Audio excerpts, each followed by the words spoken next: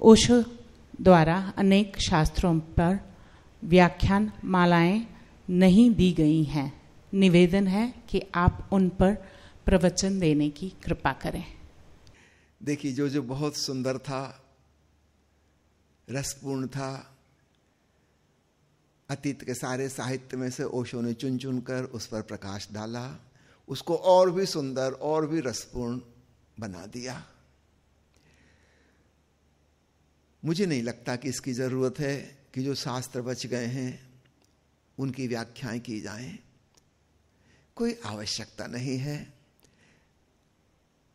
अभी देख रहे हैं मेविल कॉलिंस की छोटी सी पुस्तिका लाइट ऑन द पाथ पर ओशो ने जो चर्चा की, कितनी खूबसूरत, प्रैक्टिकल, प्रायोगिक। याद रखिएगा, अध्यात्म का सत्य शाश्वत सत्य है, वह एक ही है। इसलिए अलग अलग ऋषियों ने, अलग अलग ज्ञानियों ने अपने अपनी भाषा में, अपने अपने अंदाज में उसको कहा, लिखा, लेकिन वह बात एक ही है। कहीं से भी पकड़ो, सागर को कहीं से भी चखो, उसका स्वाद खारा है। ठीक ऐसे ही सारे धर्म ग्रंथ हैं। ओशो ने जो सर्वश्रेष्ठ था इस साहित्य भंडार में से, उन्होंने उसको उजागर किया। केवल भारत के शास्त्री नहीं, सारी दुनिया के शास्त्र। मैं नहीं समझता इसके अलावा और कोई जरूरत है। हम इन्हीं को जी लें, इन्हीं को पी लें, इतना ही हमारे लिए पर्याप्त होगा।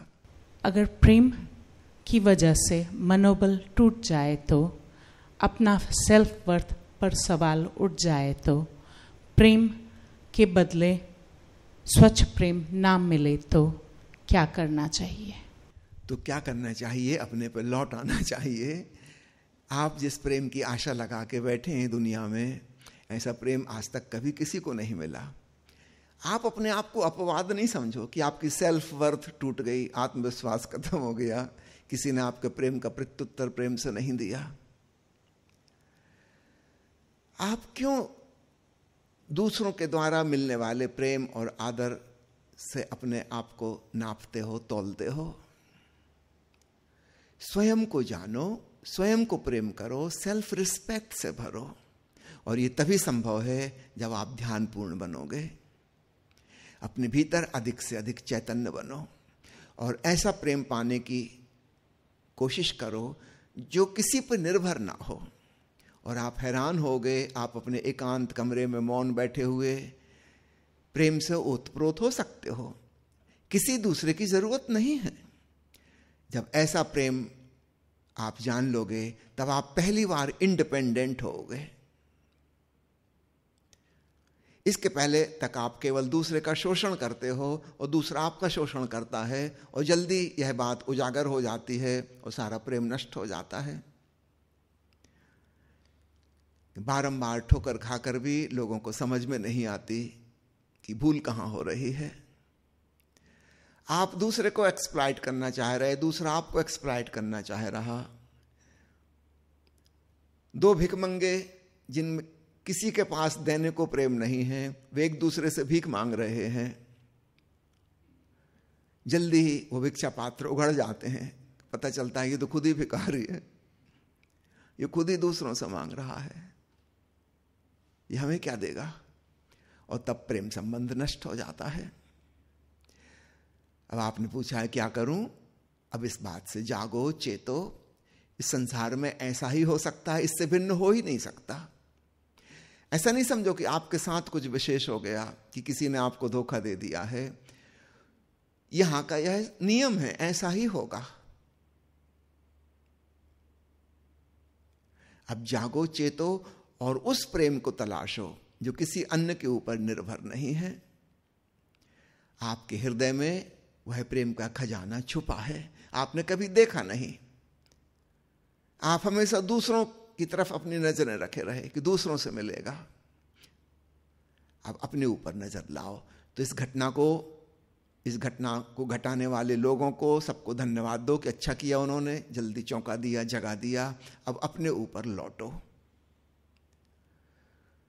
लोग हैं, वृद्धावस्था आ जाती, फिर भी दूसरे की तरफ प्रेम पाने की आकांक्षा से ही देखते रहते हैं। वो भिखमंगापन खत्म ही नहीं होता। वो प्रौढ़ता, मैच्योरिटी जो आनी चाहिए वो कभी आती ही नहीं। इस घटना से सबक सीखो, एक मैच्योरिटी तुम्हारे भीतर डेवलप हो। और निश्चित रूप से प्रेम की आकांक्षा है, इसमें कोई बुराई नहीं, लेकिन जहां आप खोज रहे हो वहां मिल नहीं सकता, वो असंभावना, इम्पॉसिबिलिटी आज तक किसी को नहीं मिला। इस बात के प्रति आप सतर्क हो गए तो ये छोटी छोटी घटनाएं जिंदगी की सिखाने वाली हो जाएंगे।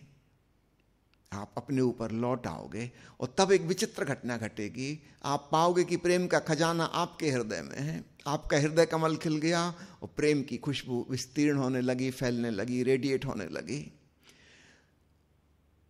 अब जो भी आपके निकट आएगा उसे उन प्रेम तरंगों का एहसास होगा। यदि वह संवेदनशील है तो, अगर वह संवेदनशील है नहीं है तो नहीं होगा, लेकिन वो उसकी जिम्मेवारी है, इसमें आप कुछ नहीं कर सकते। किसी की नाक खराब है, सर्दी जुकाम हुआ है, वो फूलों की बगिया में से भी निकले तो उसको कोई सुगंध नहीं आएगी, इसमें फूलों का दोष नहीं है। और फूलों की कोई इच्छा भी नहीं है कि किसी को मिले सुगंध, फूल अपनी मौज में खिले हैं।